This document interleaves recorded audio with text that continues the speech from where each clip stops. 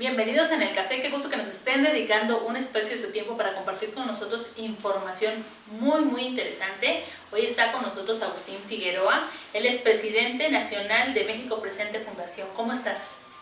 Muy contento, buenas tardes Maru, de estar con ustedes en esta ocasión. Oye, cuéntame, mira, escuchamos mucho de fundaciones, de gente preocupada y ocupada en fomentar esta participación y el bien común e incursionar a mucha gente en proyectos que te permiten crecer. Pero en sí, ¿cómo funciona esta parte de las fundaciones? Bueno, principalmente nosotros somos una fundación que trabaja en diferentes estados de la República, pero nos hemos enfocado principalmente en la frontera sur, la primera frontera de ingreso al país, y nos hemos más que todo concentrado al tema de migración y derechos humanos, trabajando con diferentes aspectos de lo que es la migración en tránsito, la migración de origen y la migración que está fuera del país. ¿Y qué hace Agustín Figueroa? Porque supongo que no es decir, yo quiero poner una fundación para ayudar a los demás y listo. ¿Cómo te preparas? ¿Qué has hecho? ¿Qué te permite llegar hasta donde estás? Bueno, ha sido muchos años de construir una trayectoria, pero debería de comenzar por decirles que yo soy migrante, yo estuve muchos años viviendo en el extranjero y me tocó conocer muy de cerca las historias de los migrantes, escuchar en diferentes países, en el caso de Canadá, en los Estados Unidos, la frontera norte, las persecuciones y todas las historias de terror que en ocasiones ocurren con los migrantes. Cuando yo decido volver a México, después de muchos años de prepararme en el extranjero y de tener algunos contactos con organizaciones civiles, principalmente hispanoamericanas, bueno, creo que la mejor oportunidad de contribuir a mi país con las experiencias adquiridas fue precisamente tener una fundación que apoyara principalmente en los temas de derechos humanos y migración en esta frontera. Resulta un poquito fuerte hablar del tema de migración. Tenemos hoy por hoy, esta parte de los Estados Unidos y del otro lado del país, gente que está haciendo lo posible porque los mexicanos no se vayan para allá, y gente que está haciendo lo posible porque las personas del sur no lleguen a México. ¿Qué pasa ahí? Creo que lo importante es dimensionar cada una de las fronteras y sus características, es muy importante. Es muy evidente que en una frontera sur, donde todo el mundo ha escuchado que es muy porosa, es precisamente porque durante años fue descuidada, fue un tanto abandonada la frontera, y creció en un número exorbitante el tránsito, el cruce de migrantes de todo Centroamérica. Actualmente en esta frontera sur tenemos más de 55 nacionalidades distintas que cruzan esta frontera, pero son diametralmente opuestas. No nada más es hablar de la migración, sino las características de las cuales pueden haber, ¿no? Sobre todo en los controles migratorios.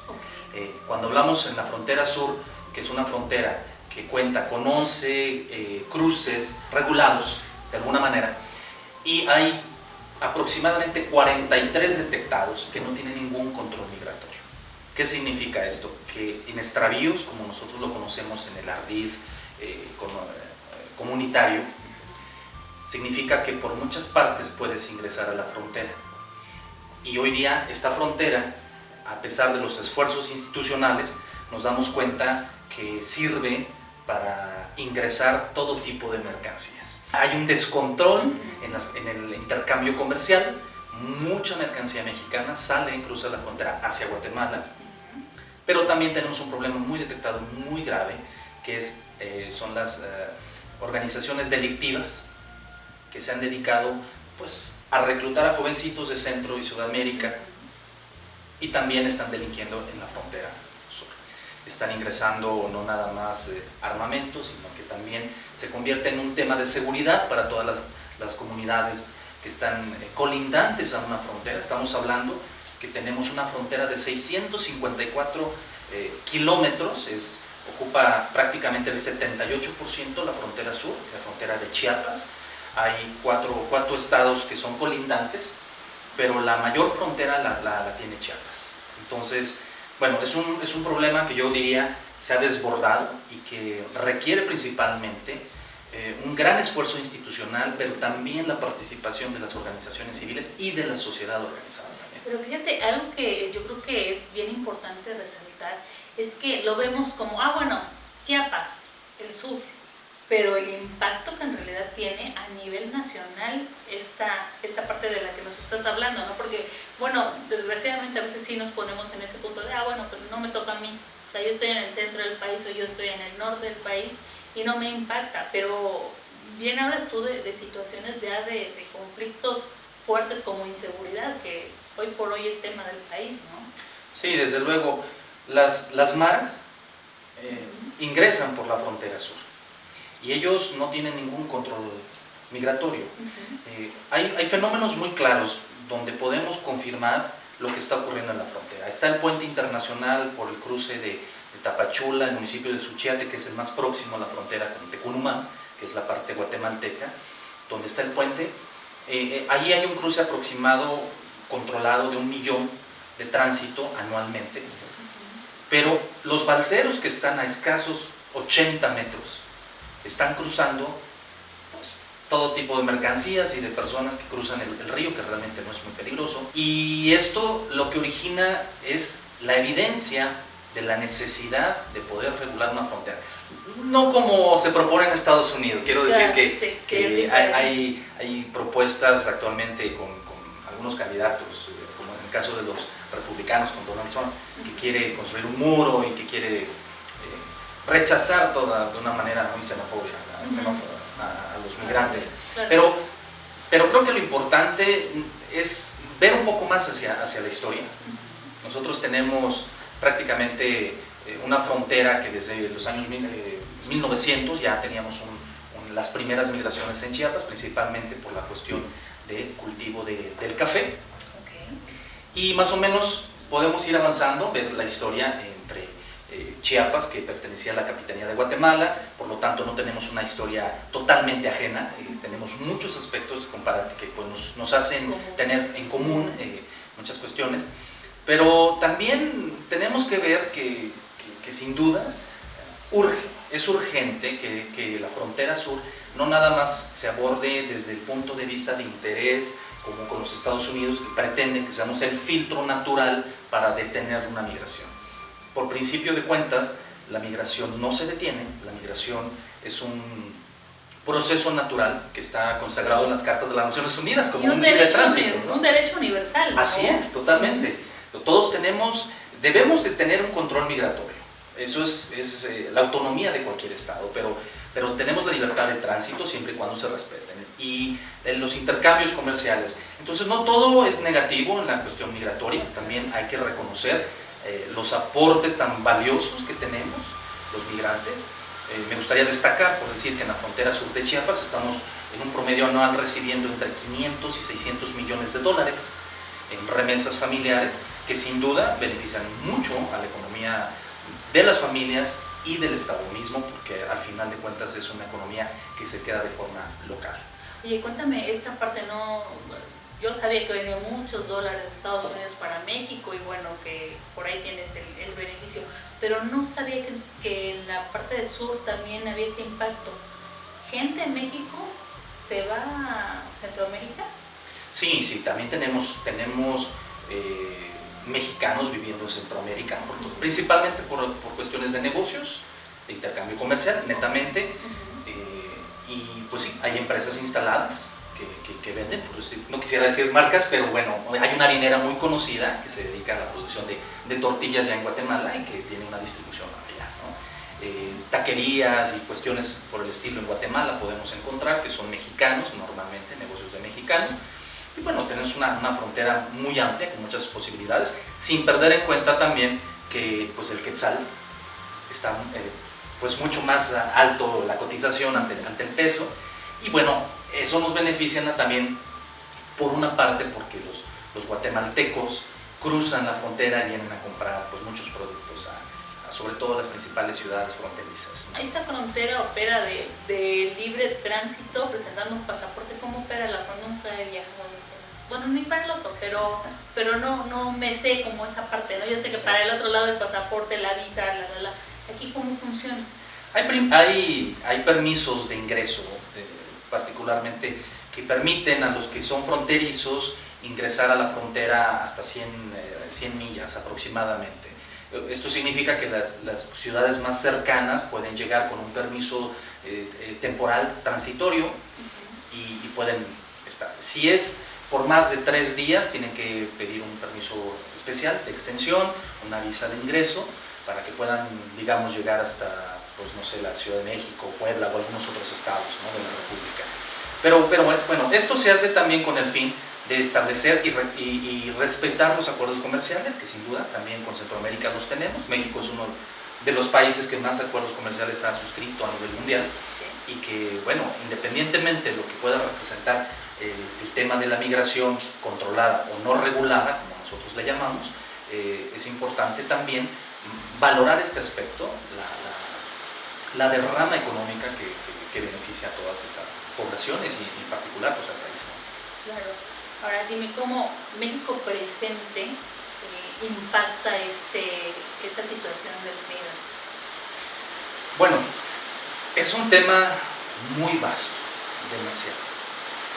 Trabajamos temas desde el aspecto de acompañamiento con los migrantes, pero también nos tenemos que concentrar a la parte de los migrantes de origen, es decir, los que son de frontera sur y que se van tanto al interior de la República como fuera de nuestras fronteras.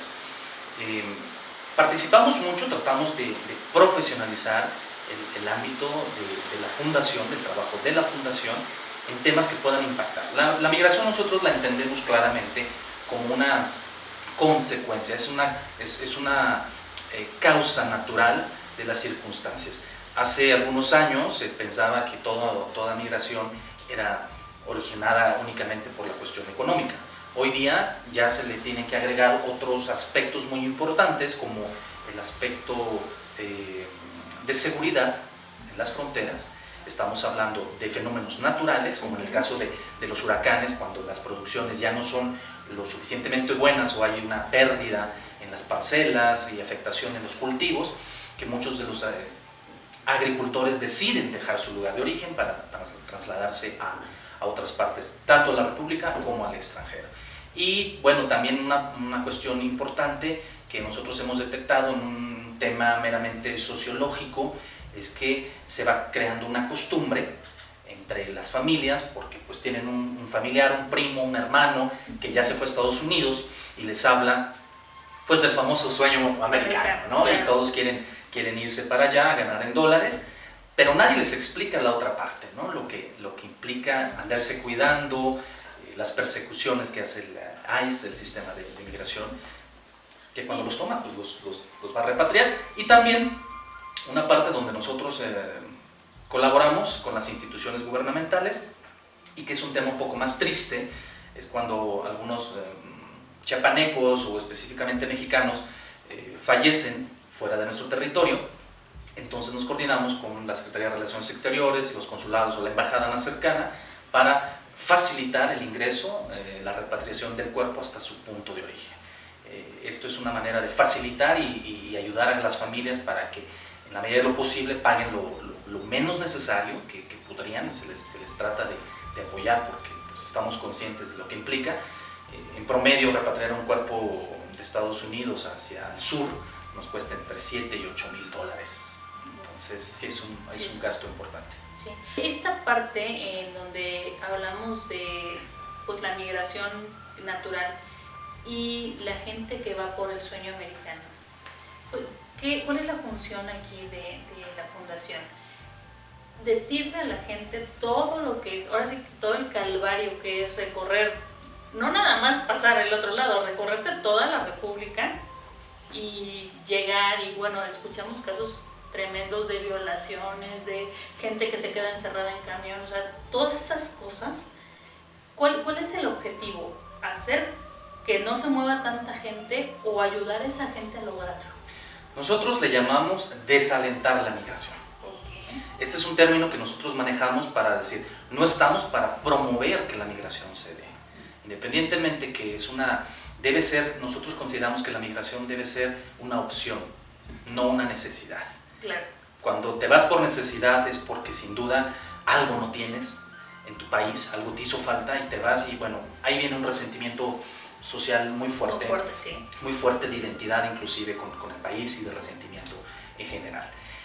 Y por otro es mostrarles realmente ambas caras de lo que implica el tema de la migración. Los riesgos que implican cruzar la frontera, decidir cruzar el desierto arriesgando su vida, sin agua, se les da información. Afortunadamente hay muchos albergues en Chiapas ya, que algunos son de gobierno y la gran mayoría son pues de grupos religiosos que dan un apoyo humanitario a todos estos migrantes sin tomar en cuenta su nacionalidad.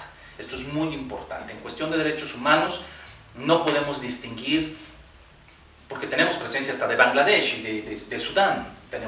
Están cruzando migrantes por Chiapas, por nuestra frontera, pues de Centro, Sudamérica. Antes no veíamos ecuatorianos, chilenos, y están cruzando por nuestra frontera. Tenemos ya casos de asiáticos que han sido deportados porque las autoridades migratorias los han detenido en su cruce, o han sido víctimas de abusos, como bien mencionabas, y que bueno, de una u otra manera se les tiene que informar la gravedad y también las opciones que puedan tener ellos para contactar pues tanto a las comisiones de derechos humanos, hay una fiscalía especializada contra los delitos contra los migrantes, en el caso de violaciones, y bueno, es un tema muy fuerte, que en ocasiones es muy complicado poder abordar en entrevistas y en cámaras, pero bueno, tenemos un gravísimo problema también de trata, de tráfico de órganos, y esto es algo que debe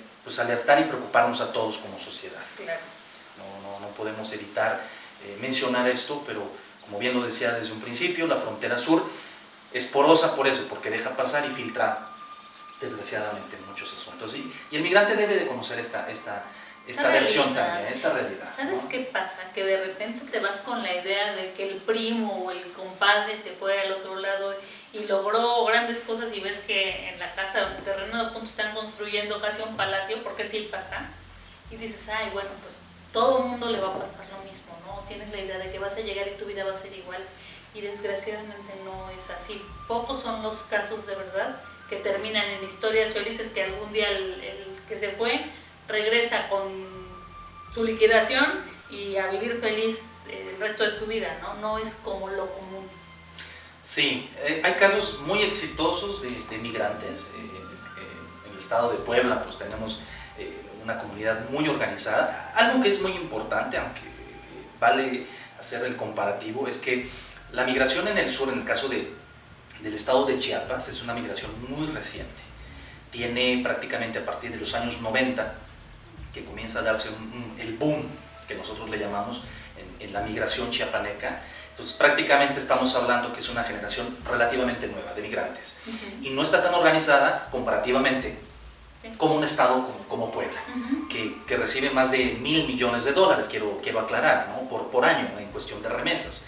Pero estamos hablando que Chiapas en las últimas 2 décadas ha ocupado los primeros 10-11 lugares a nivel nacional de expulsión de migrantes, lo cual pues es penoso, ¿no? Dadas las circunstancias sociales y económicas del Estado, pues en ocasiones no quisiéramos ver esas entrevistas donde estamos hablando de los números que arrojan, pero pues es muy fácil, ¿no? que podamos entender qué es lo que está ocurriendo y por qué se está dando este fenómeno. Y pues bueno, atenderlo es una prioridad, tanto para las instituciones gubernamentales como para las fundaciones o los grupos organizados, como estamos trabajando, para poder no nada más prevenir, sino también sancionar cuando tenemos violaciones de derechos humanos, es informarles cuáles son sus derechos, a qué tienen acceso, y también asumir la responsabilidad cuando hay un funcionario que pues, lamentablemente no todo es color de rosa, y que bueno, también tenemos de ver que dentro de las corporaciones pues habrá funcionarios que también abusan de los migrantes, ¿no? en tránsito. Entonces tenemos que ver una realidad sin tratar de ocultarla, las cosas son como son, y al migrante es advertirle. Hemos tenido información de que en algunos casos mujeres migrantes antes de continuar con su viaje pues se les dan, inclusive se les reparte hasta condones en el caso de una violación, ¿no? Lo cual dices, bueno, pues es una medida preventiva, pero pues es lamentable porque es tanto como asumir ¿qué va a pasar? ¿Qué es lo que va a pasar? Claro. Que es algo terrible. Y Hay casos donde yo he encontrado hondureñas, salvadoreñas o cubanas que están embarazadas y van viajando de esa manera, u otras que, bueno, en el transcurso de su tránsito hacia el norte, pues sufren de abortos o son violadas inclusive, ¿no? En esas condiciones. Es muy feo, ¿no? Y en el caso de los desaparecidos, tenemos un caso muy específico con un grupo de madres que le llaman la caravana de madres migrantes, que van en búsqueda de sus hijos que tienen años que no saben dónde están. Muchos de ellos están en prisión o que lamentablemente no alcanzaron a llegar al famoso sueño americano, y pues bueno, ahí se van encontrando muchas historias y realidades, ¿no? Es la contrabalanza de lo que puede representar un gran riesgo, y que muchos, hay que decirles que, bueno, el aspecto familiar, de separación familiar, es muy importante. Cada vez tenemos más familias monoparentales, y en otros casos donde, pues aunque no es mayoría, muchas mujeres ya están decidiendo irse también, migrar. Entonces, pues una sociedad donde pues funcionamos como el núcleo familiar, pues estamos viendo que hay un impacto muy importante en la familia. Claro, y nos damos cuenta, digo, hoy por hoy ya no es como el de va a pasar, ¿no? Lo estamos viviendo, las situaciones de inseguridad, de todas las, pues digamos, los vicios que tiene nuestra sociedad son a partir de esta disolución de la unidad familiar. Y mamá y papá siempre son importantes, y a lo mejor ir por unos pesos no vale como para dejar perder una familia. Sí, en el mes de mayo, de verano del año pasado, tuve la ocasión de poder hacer una gira por los Estados Unidos, visitando las comunidades de migrantes del sur, y platicaba con señores que tienen alrededor de 18, 20 años ya lejos de su familia, y me decían, bueno, yo les preguntaba, ¿valió la pena realmente todo este esfuerzo? Me dicen, bueno, pues mi objetivo era que mis hijos tuvieran una carrera, pudieran estudiar, ya lo hicieron, son profesionistas. Y le digo, ¿y cuántos años tiene de no verlos? Pues 20 años. Los dejé pequeños, ahora son adultos, están casados, y pues no conozco más que por fotografías a mis nietos. Esa historia es la parte triste de ese apego, ¿no? De ese arraigo familiar, del núcleo familiar. Y cuando ellos vuelven o son repatriados o expulsados del país por alguna circunstancia, pues en ocasiones se tienen que quedar. Normalmente, después de los 7 años, según los estudios que se han realizado con estas comunidades, pues ya el hombre o la mujer empieza, principalmente el hombre, comienza a tener pues otra pareja, conforma una nueva familia, sus responsabilidades son mayores, el dinero que manda a su familia pues ya no es lo mismo. Entonces, pues bueno, es una cuestión. Y por otra, cuando agarran a uno de los miembros de esta familia y son deportados a su país de origen, pues si los hijos nacieron, la nueva familia tuvo hijos y nacieron en los Estados Unidos, ellos se quedan. Las leyes americanas dicen, ellos se quedan porque son ciudadanos americanos, no pueden ser expulsados, o bien, si no tienen ningún otro familiar, se puede hacer responsable de ellos, tienen que irse en adopción a una familia temporal mientras definen su situación. Entonces, son casos dramáticos donde madres han dejado a sus hijos atrás, que no los han podido recuperar, o han terminado inclusive en familias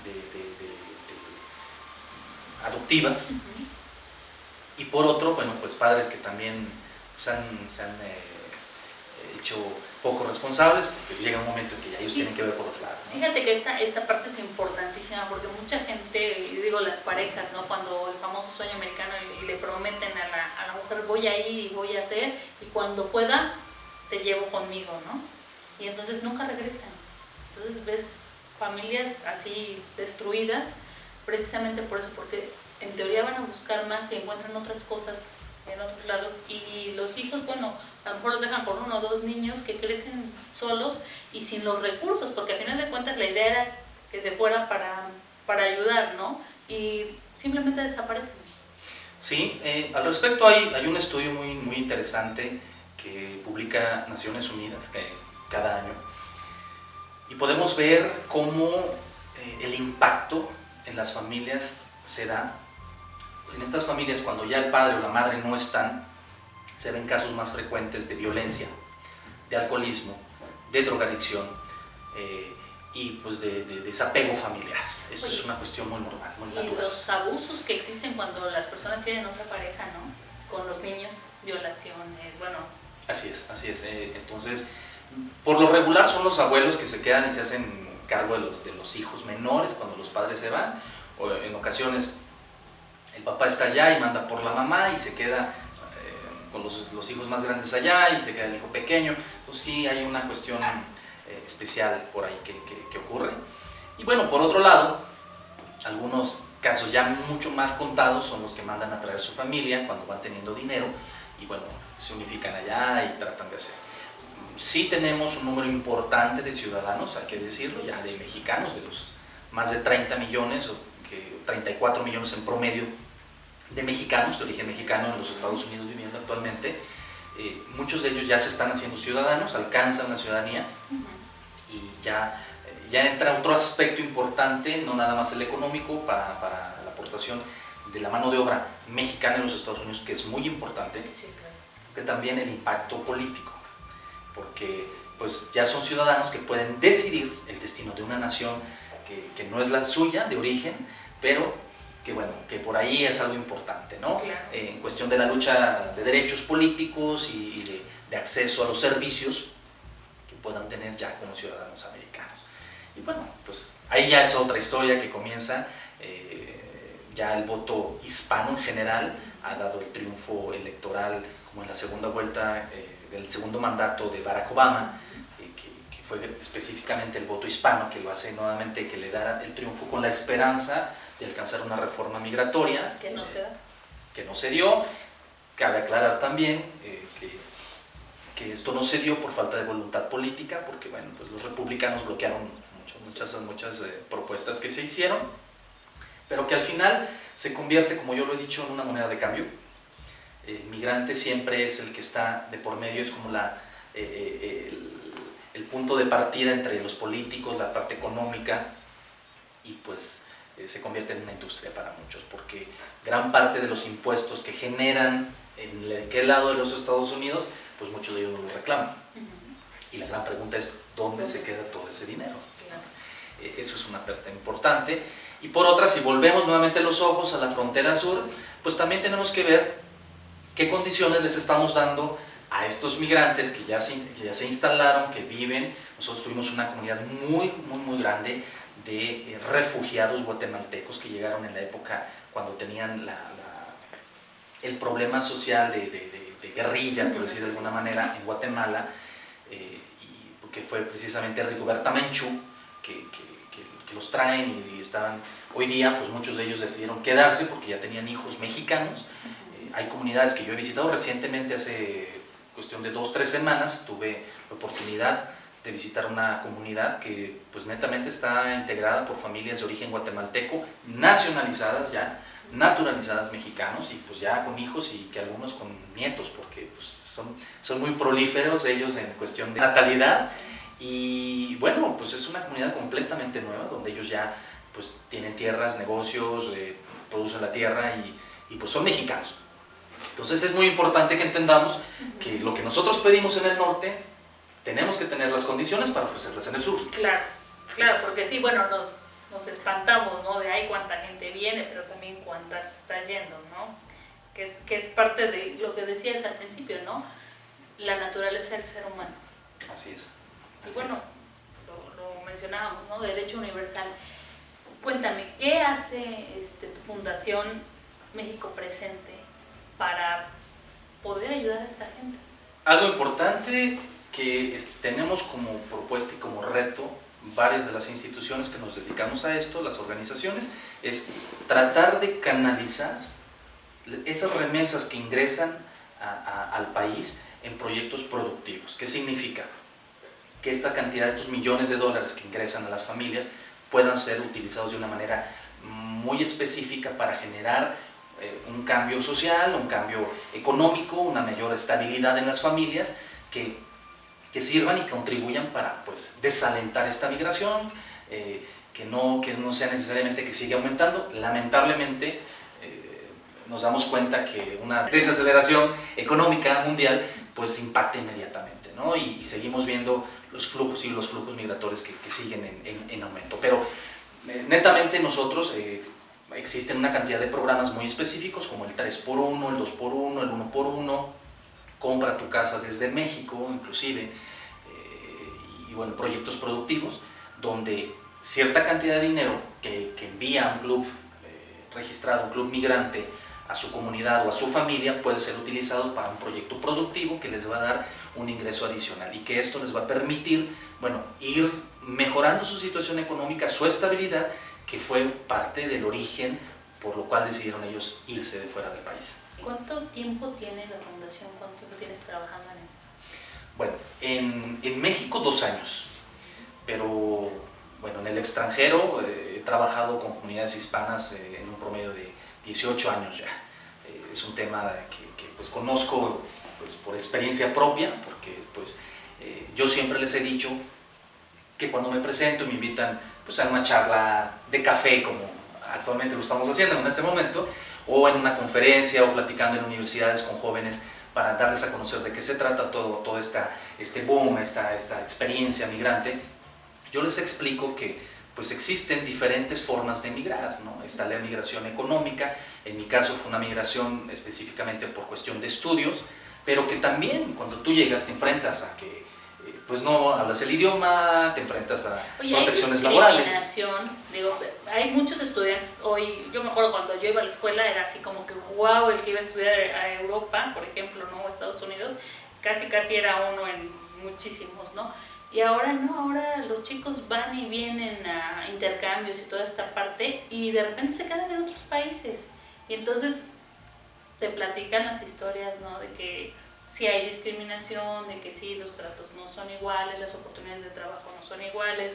La comunidad europea, por ejemplo, que tiene un candado por ahí de primero emplear a la gente de ella y ya después si hay chance, entonces sigue la fila de los extranjeros. Todo esto, ¿cómo impacta? Después de tantos años de vivir mi propia experiencia, la comparto y pretendo, pues ya en estos 2 años que llevamos trabajando y viendo pues ambas características de las dos fronteras, primero proponiendo con las instituciones gubernamentales un sistema de colaboración para que bueno, fluya la información y las políticas sociales, el aspecto legislativo inclusive, pueda ser acorde y congruente a la realidad de lo que representa. Y la otra es precisamente acercar las instituciones, como bien mencionabas, la cuestión educativa. Cuando uno está estudiando en el extranjero, no todas las universidades cuentan con el reconocimiento apropiado de los estudios. Entonces, hay una lista de carreras, en el caso, por ejemplo, de países como Canadá y Estados Unidos, donde se clasifican estas carreras y pues no puedes ejercer. Por el caso de la medicina, claro, tienes prácticamente que cursar nuevamente la mitad de la carrera o los abogados, porque es un sistema de leyes distinto, ¿no? Entonces es muy importante acercar la información a estos jóvenes, en el caso que sean profesionistas o que quieran estudiar en el extranjero, los que quieran ir a invertir, pues hay que explicarles cómo funciona el sistema financiero. Cuando tú llegas, en Estados Unidos es mucho más fácil abrir un restaurante, pero si tú llegas en Canadá, te piden hasta el tipo de botas que vas a utilizar, el tipo de piso que sea antiderrapante, ciertas características y permisos muy específicos para que tú puedas echar a andar un comercio y pues bueno, tu capital pues se reduce, ¿no? Entonces claro, sí es muy importante, pero ¿qué hacemos todo eso? Funciona como asesoría también. Sí, hay un acompañamiento. Normalmente cuando me preguntan jóvenes, me quiero ir a estudiar, ¿qué puedo hacer? No nada más es decirles, bueno, consigue la visa de estudiante. Es explicarles a dónde vas a ir, qué pretendes hacer.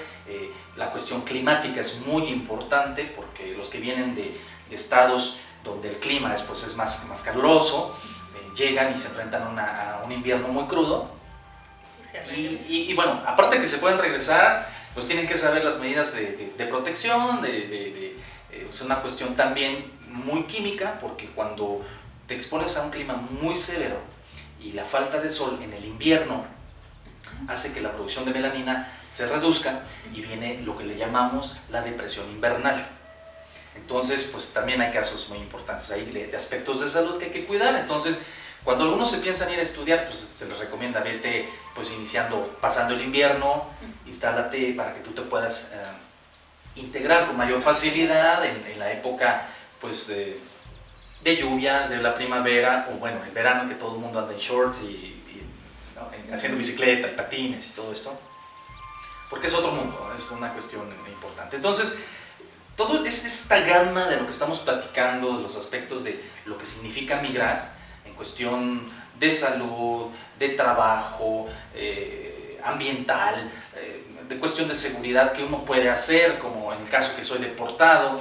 Existen programas en la frontera donde al momento de un mexicano que es deportado, pues puede contactar y hay un fondo migrante que en algunos estados se les da para que puedan cruzar. Digo, hay descuentos en transporte para que lleguen a su estado de origen, o también puedan tener un apoyo económico en un promedio como de 1,500 pesos en una primera parte y luego una segunda, que en realidad se hacen como 3,000, para que más o menos puedan apoyarse en llegar y tener algo para comer o instalarse en un hotel de paz o en alguna cuestión, ¿no? para que puedan llegar a su lugar de origen.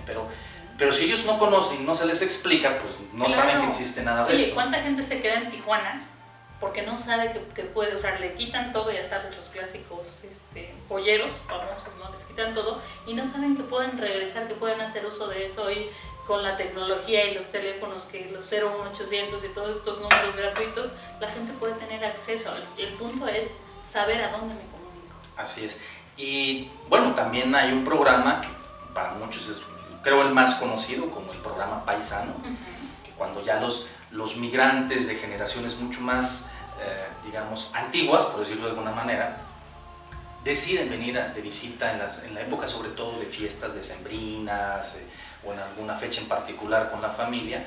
Bueno, algunos cruzan la frontera, pues vienen manejando, hay un permiso de ingreso por la unidad que traen de transporte, el coche, y ahí se les explica cuáles son los teléfonos de emergencia en caso de que sufran algún percance en el camino, que puedan inclusive ser extorsionados, a qué teléfono deben de contactar. Entonces es importante, ¿no? Que ellos, normalmente cuando tú llegas en la época de vacaciones en los aeropuertos, en las terminales de transporte de autobuses, encuentras módulos del programa de Paisano, Bienvenido Paisano, y es la forma en que, bueno, el Estado mexicano te recibe nuevamente, pero bueno, te recibe junto con toda la historia que también traes detrás, ¿no? Por supuesto. Oye, pues todo eso está súper interesante. La verdad es que no me hubiera imaginado el impacto que puede tener además que alguien que ya lo vivió en carne propia, que la experiencia que tiene es real, porque bueno, puedes suponer muchas cosas, pero cuando ya saliste y viviste en carne propia lo que puede pasar,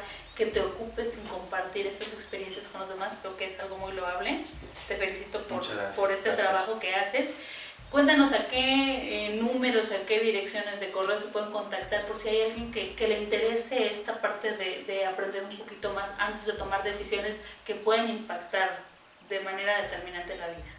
Bueno, tenemos, en el caso del sur, tenemos 2 oficinas, una oficina en la capital del estado, en este caso Tuxtla Gutiérrez, y otra oficina regional que es en la parte de la frontera, en un municipio que se llama La Trinitaria.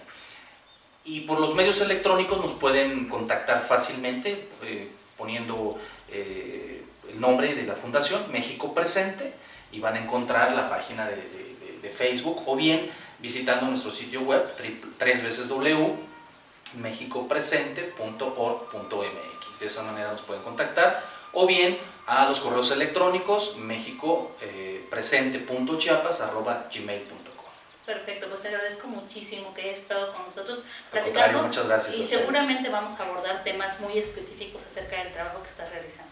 Muchas gracias, y la verdad es que agradezco y los felicito también a ustedes por este espacio. Para nosotros es muy importante poder llegar a todos esos hogares mexicanos, pero también es muy importante no nada más llegar al sentimiento de los migrantes que nos puedan escuchar más allá de nuestras fronteras, sino que también puedan compartir esta experiencia en nuestra sociedad para entender que no todo el migrante es necesariamente un delincuente en potencia.